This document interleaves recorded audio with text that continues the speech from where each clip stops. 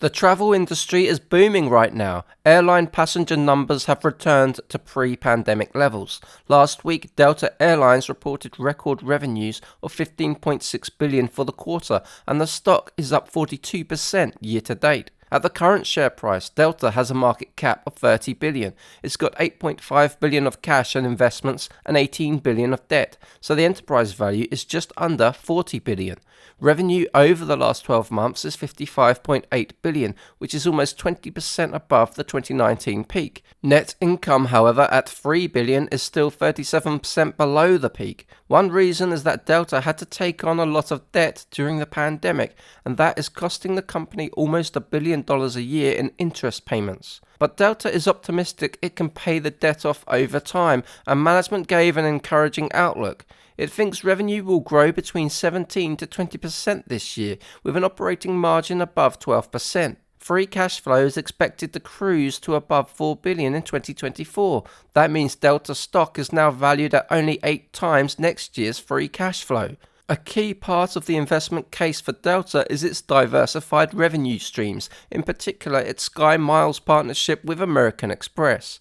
In an interview on CNBC, JP Morgan analyst Jamie Baker said that close to 1% of US GDP is now being charged on co-branded Delta American Express credit cards. This is a lucrative venture for Delta and could contribute almost $7 billion in revenue this year. That's 63% growth since 2019.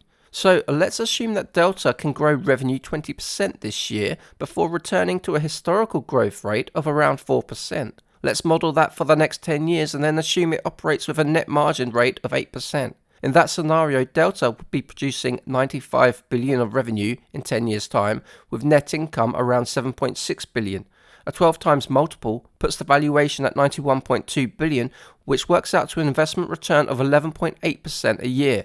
Add in some dividends and that return could increase to around 13% a year. That might be too pessimistic, but airlines are notoriously complex investments. Delta's investment returns are subject to complex factors such as oil prices, interest rates, the global economy, and decarbonization. On balance, and mostly due to its partnership with American Express, I give the stock a cautious bullish rating. But these are my personal opinions, not financial advice, and I've got no position in Delta. For more detailed investing ideas, make sure to visit our website overlookedalpha.com.